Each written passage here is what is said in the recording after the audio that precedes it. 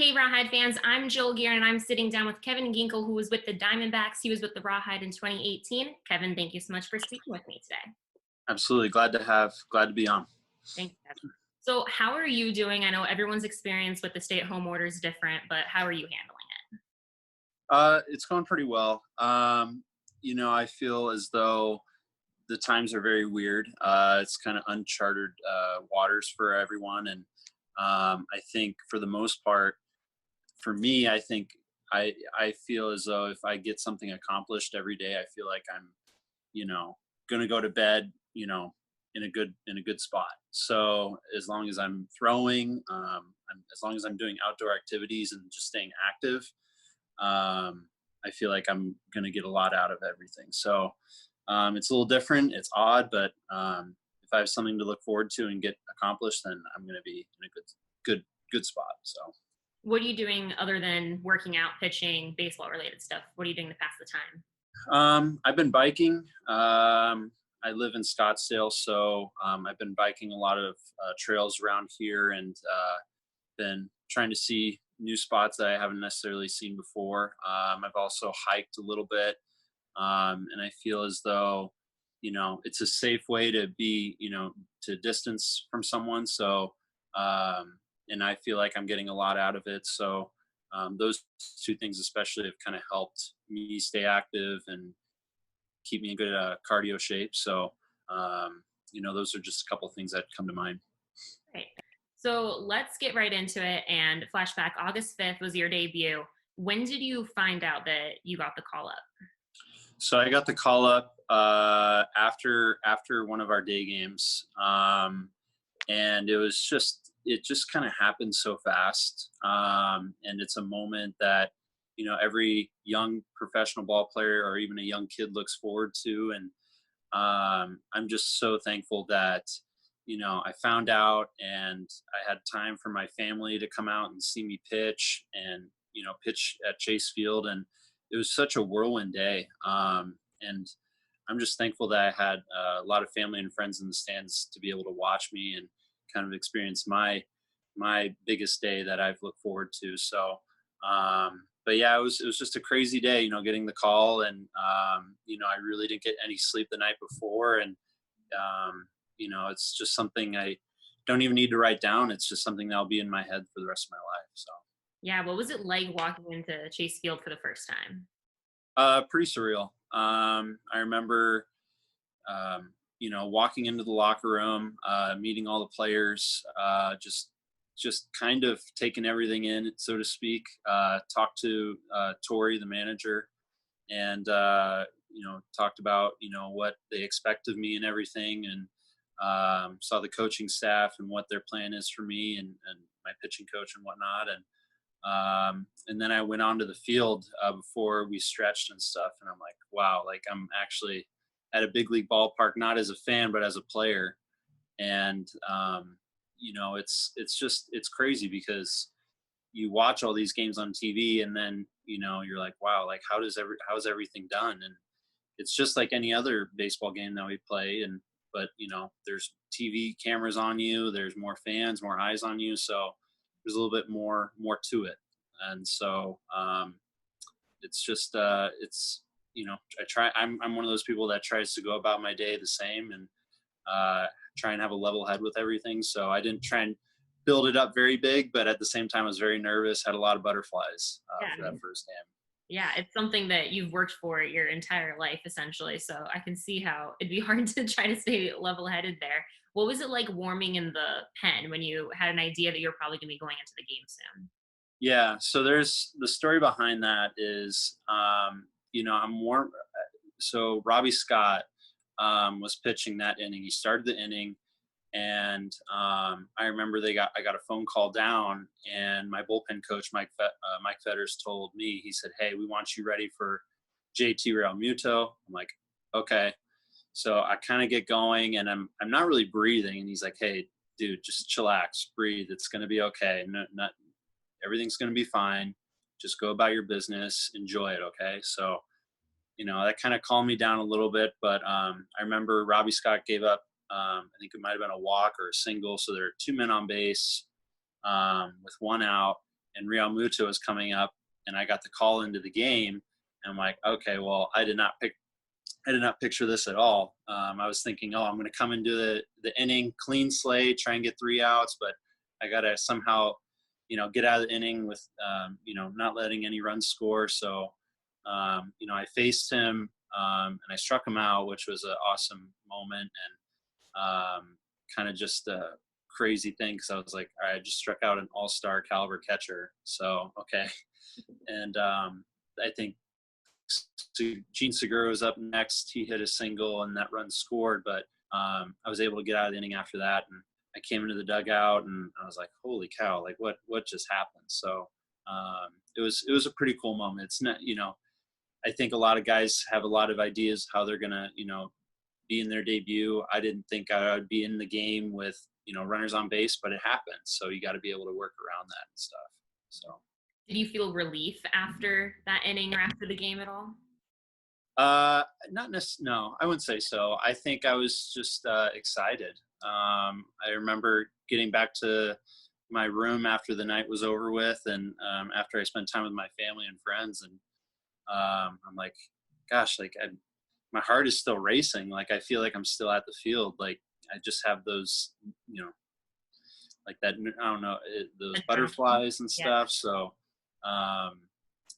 for it kind of stayed with me for, the next day or so. And then once I kind of got a little bit more, relaxed and calmed down, I think I was able to kind of be, a little bit more chilled out and stuff. So. Mm-hmm. So going off of that, let's hop over to August 13th, which was when you earned your first win. What was that feeling like? And do you still have the ball or anything like that?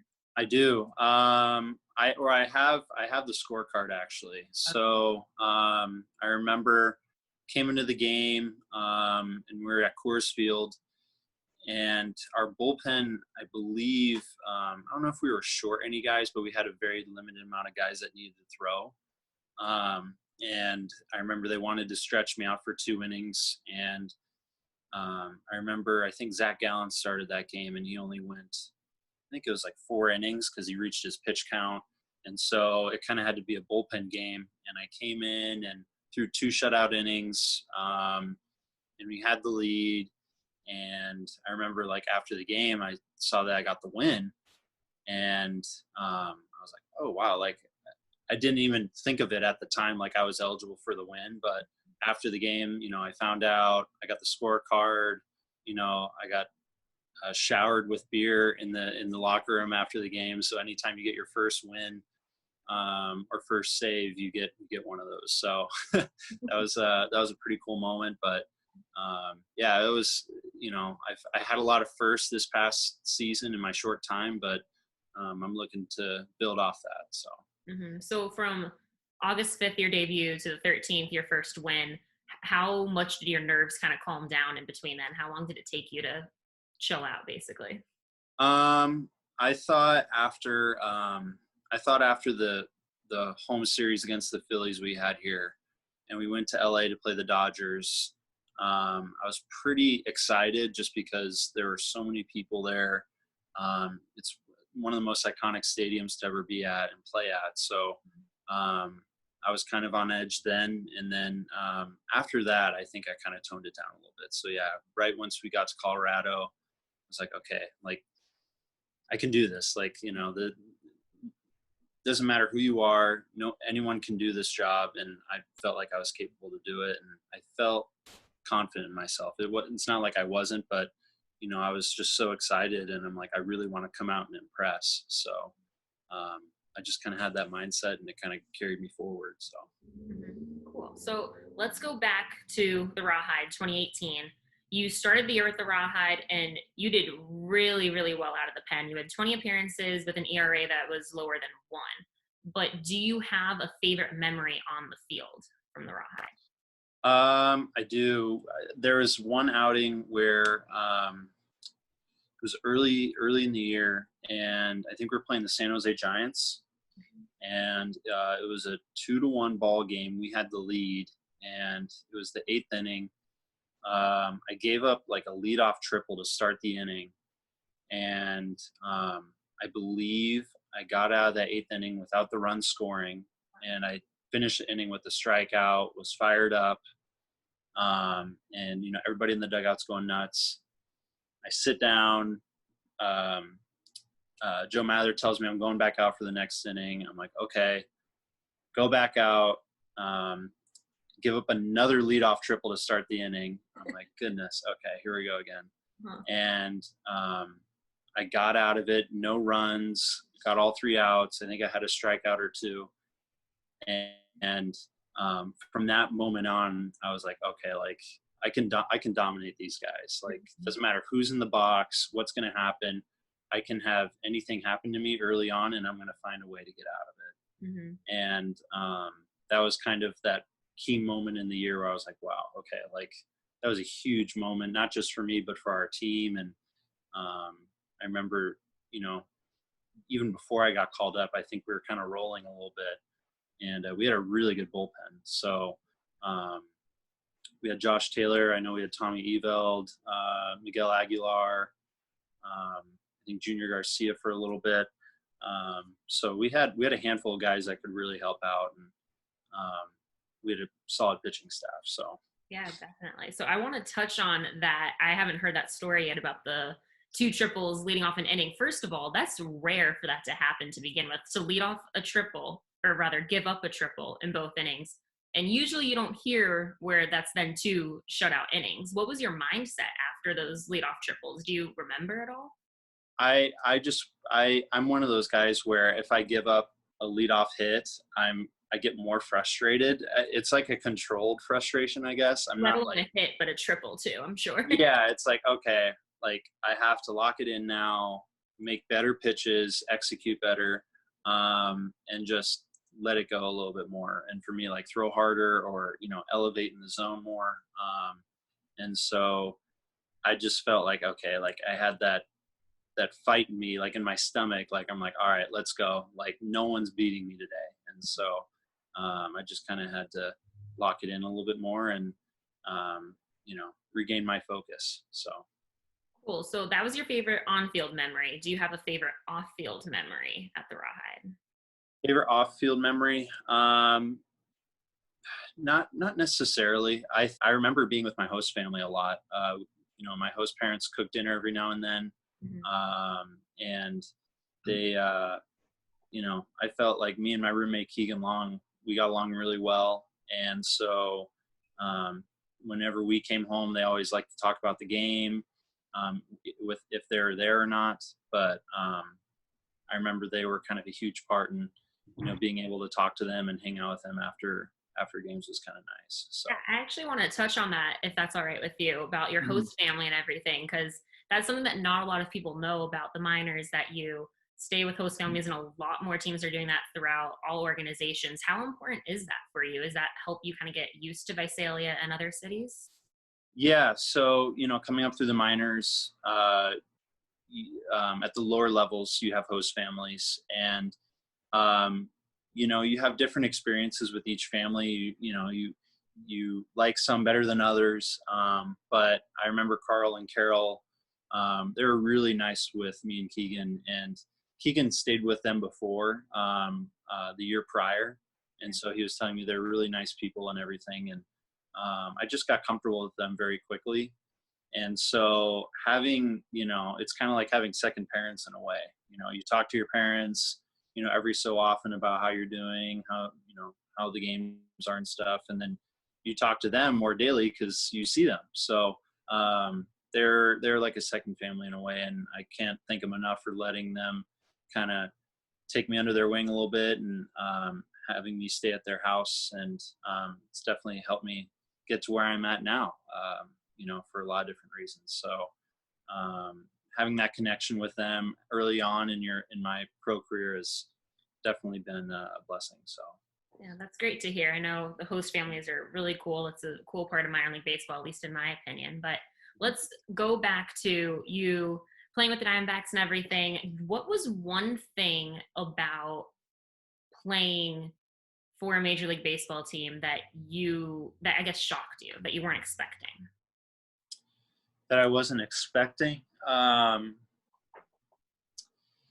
I mean, I hear stories. I see, what goes on. I hear from other teammates, about life in the big leagues, and there's more eyes on you. Like I said, there's more attention to you. So whatever you may need, is at your discretion, and that, kind of in front of you. So if there's any ever questions that you may have, like, someone will have the answers for you, or you will get the answers.